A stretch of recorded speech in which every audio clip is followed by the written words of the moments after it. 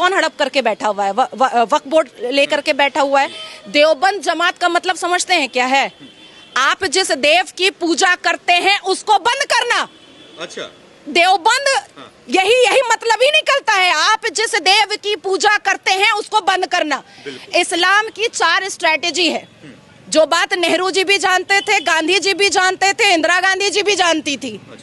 अल तकैया, दाई, जिहाद, जजिया। अब बोलिए अल तकैया क्या है?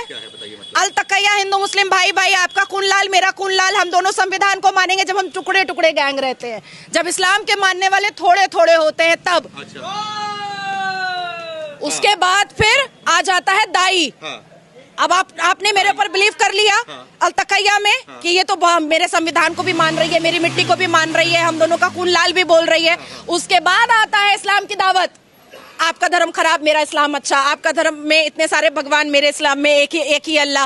आपके धर्म में महिलाओं की इज्जत नहीं है, मेरे इस्लाम में महिलाओं की इज्जत है। आप अगर 5 सेकंड के लिए भी कन्विंस हो गए, वहीं पे मेरी जीत है। और अगर आप कन्विंस नहीं हुए, तब आता है जिहाद। निकालो तलवार और बोलो सुमित को कि गला सरतन से जुदा, सरतन से जुदा, वही होगा। उसके बाद आता है जजिया कि सनातनियों के घर से अगर एक गला कट गया, फिर भी घर वाले नहीं माने और इस्लाम कबूल नहीं किए, तब आएगा जजिया कि तुम हमको संपत्ति दो, प्रॉपर्टी दो, बहू दो, बेटी दो, सब कुछ दे दो, तभी हम तुमको माफ करेंगे, नहीं तो नहीं माफ करेंगे।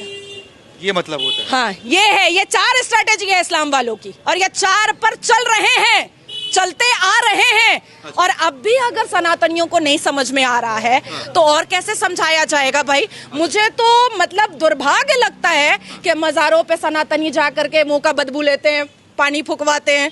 काहे को जाते हो भैया मजार पे? कौन मुसलमान दाढ़ी टोपी वाला मंदिर जा रहा है जो तुम जाते हो मजार पे?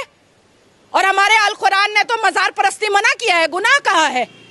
सनातनियों को अपने जोश को दोबारा लाना पड़ेगा, अपने सिविलाइजेशन को मानना पड़ेगा। नेहरू और गांधी और इंदिरा गांधी ने आपसे जो गुरुकुल छीना है, उस गुरुकुल कल्चर को दोबारा लाना पड़ेगा। लग रहा है आ जाएगा। हाँ, एकदम आ चुका है। विजन, फोकस, सब कुछ क्लियर है। जो कोई भी भारत की मिट्टी और भारत की धरती पर रह करके शरिया लॉ मनवाना चाहेगा, उसको वाघा बॉर्डर भी दिखाया जाएगा, बड़े आराम से दिखाया जाएगा। और एक बात अंत में कह दे रही हूँ आप